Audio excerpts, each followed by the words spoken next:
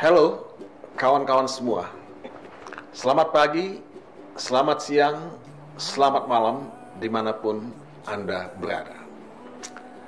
Saya sebetulnya enggan untuk ikut dalam podcast. Walaupun saya sudah lama sekali memikirkan untuk mempunyai podcast sendiri. Kenapa? Karena banyak sekali podcast yang dibuat oleh banyak pihak. Saya lebih menggantungkan informasi dan ide yang datang dari media konvensional, mainstream media. Tetapi saya melihat bahwa media konvensional semakin banyak tidak memberitakan hal-hal yang penting buat bangsa, buat negara, buat masyarakat. Apakah itu kena self-censorship, apakah kena space yang semakin tidak banyak, ya, kena dimakan oleh iklan dan sebagainya. Tapi kita kan tidak boleh berhenti untuk menyalurkan pendapat, opini, dan kritik kita kepada keadaan. Nah, akhirnya saya ikut dalam media sosial ini. Memang media sosial, apakah itu YouTube, apakah itu TikTok, apakah itu Instagram, itu bisa saja disalahgunakan. Ada misrepresentation di sana, ada provokasi di sana, ada manipulasi di sana, dan itu tidak bisa dihindari. Akal sehat kita yang akan menilai yang mana yang sesuai dengan nalar, yang mana yang tidak. Nah, pada sisi lain, media sosial adalah alternatif yang paling mungkin untuk menyuarakan aspirasi, pikiran, dan pendapat kita. Dan ini dilindungi oleh undang-undang. Undang-Undang Dasar 1945 menjamin hak untuk menyatakan pendapat, ya, menyebarkan opini, ya, dan berdiskusi. Nah, pada kesempatan ini, saya ingin menyampaikan kegelisahan. Bukan kegelisahan saya pribadi, tapi kegelisahan banyak orang. Mungkin saya bisa sebut kegelisahan bangsa ini. Mengapa?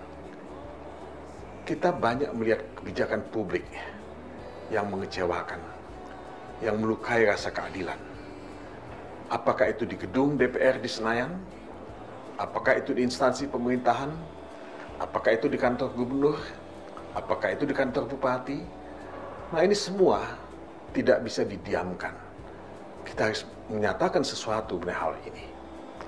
Apa yang terjadi di Pati, sebuah kabupaten kecil, di mana pajak bumi dan bangunan dinaikkan 250%. Dan rakyat melawan, rakyat protes. Saya seperti melihat ada revolusi yang sedang mulai di Pati. Walaupun sebetulnya Pati bukan satu-satunya kabupaten yang menaikkan PBB. Di Bone juga naik PBB-nya. Di Cirebon malah naiknya sampai 1000%. Di Jombang itu 1000% lebih kenaikan PBB-nya. Apakah bupatinya salah atau tidak? Ada yang mengatakan bahwa ini adalah konsekuensi logis, jalan yang mesti diambil karena efisiensi yang dilakukan oleh pemerintah pusat yang memotong anggaran yang diberikan kepada daerah. Mereka mesti mencari dana untuk membiayai program mereka di daerah mereka. Tapi kan jelas ini melukai keadilan, apalagi dalam keadaan ekonomi yang sebetulnya tidak sepenuhnya baik-baik saja sekarang ini. Rakyat marah, ya saya kira wajar, ya. Banyak yang di PHK, banyak yang tidak mempunyai gaji, banyak yang hidup dari tabungan, banyak yang tidak punya penghasilan. Nah, apakah ini tidak boleh diperbincangkan? Nah, saya kira ini penting, ya. Jadi menurut saya banyak abuse of power yang dilakukan dalam kebijakan-kebijakan yang dibuat oleh banyak pejabat. Termasuk misalnya di DPR kemarin, ketika ada tunjangan perumahan 50 juta rupiah per bulan. Menurut saya ini juga melukai rasa keadilan. di tengah keadaan ekonomi yang sebetulnya tidak baik-baik saja. Nah, kawan-kawan sekalian, kita melihat demonstrasi ada di banyak tempat.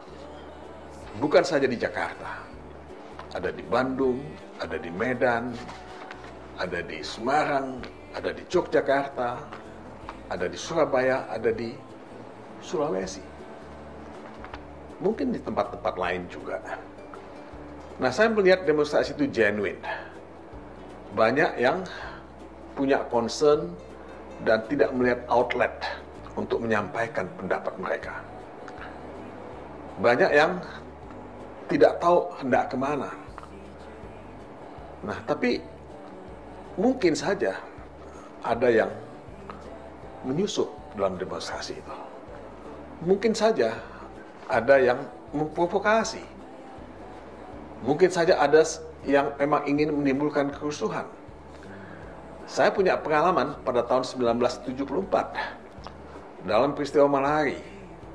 Ketika kita melakukan long march dari UI ke Trisakti, itu semua berjalan dengan tertib. Berjalan kaki dari Salemba sampai ke Trisakti, mendengarkan orasi, dan kemudian kembali ke Salemba dengan jalan kaki. Nah, ketika jalan kaki itulah provokasi itu terjadi. Pada waktu itulah pembakaran mobil, perusakan beberapa rumah, ya, itu dilakukan. Nah, saya tidak yakin mahasiswa melakukan itu. Saya percaya bahwa banyak provokasi, banyak penyusupan terjadi. Nah, dalam demonstrasi yang sekarang ini, saya tidak menutup kemungkinan itu terjadi. Tetapi yang tidak bisa dibantah adalah protes demonstrasi itu meluas dan saya anggap itu spontan dan juga dalam beberapa hal sangat emosional. Apalagi ketika seorang pengemudi ojol, ya, tertabrak oleh mobil polisi, mobil taktis polisi, dan meninggal dunia. Afan Kurniawan. Nah, meninggalnya Afan Kurniawan membuat emosi itu semakin menggumpal dan bisa saja meledak. Nah, ini yang kita saksikan. Nah, saya agak tidak bisa memahami logika pemikiran yang mengatakan bahwa mereka itu ditunggangi atau dibiayain oleh asing. Buat saya ini ya pernyataan-pernyataan yang tidak pada tempatnya. Apakah asing atau domestik itu menjadi isu? Ya, karena pemerintah sendiri bergaul, berbisnis, dan berinteraksi dengan asing. Semua universitas berinteraksi dengan asing. Semua lembaga, ya, termasuk civil society, tidak bisa lepas dari interaksi internasional ini. Jadi, yang paling penting sebetulnya, apakah kita melihat substansi kritik atau protes yang disampaikan itu genuine atau tidak? Itu ada basisnya di masyarakat atau tidak? Ya. Kalau melihat seperti kenaikan PBB dan pamer, ya, kekuasaan dan kemewahan seperti yang terjadi di DPR waktu itu, menurut saya pantas dan wajar saja, ya, perasaan dilukai, ya, itu muncul dalam berbagai bentuk, termasuk dalam protes dan demonstrasi itu. Jadi, kawan-kawan sekalian, saya hanya ingin mengatakan bahwa demokrasi itu adalah deliberasi. Democracy is deliberation. Dia bukan monolog. Dia bukan top down. Dia dialog. Dan demonstrasi itu bagian dari deliberasi itu. Tidak bisa tidak, gitu. Orang bisa menyampaikan pendapat melalui tulisan, bisa melalui buku, bisa melalui talk show, dan bisa juga melalui demonstrasi. Nah, jadi menurut saya kita perlu rendah hati dalam melihat semua hal ini. Nah, saya hanya ingin sebetulnya kita bertanya pada diri kita sendiri, buat apa kita bernegara? Buat apa kita mempunyai pemerintahan? Pemerintah itu mesti merangkul rakyatnya. The government has to embrace, to reach out, memeluk kembali anak-anak bangsa ini, warga negara ini. Karena saya yakin 80 tahun kita merdeka, kita semua mencintai Indonesia. Mencintai Indonesia yang lebih baik, ya. Dan korban dari berbagai kebijakan publik yang terjadi selama ini, korban dari luka, ya, dari keadilan yang dirampas dari mereka, punya hak untuk menuntut itu dari pemerintah. Jangan tinggalkan mereka, jangan lupakan mereka. Pemerintah itu ada karena ada rakyat. Nah, artinya apa? Artinya pemerintah itu mesti mengayomi rakyat itu sendiri. Pemerintah itu harus melindungi rakyatnya. Untuk apa kita punya pemerintahan kalau tidak melindungi rakyatnya? Untuk apa kita membayar pajak kalau tidak melindungi rakyatnya?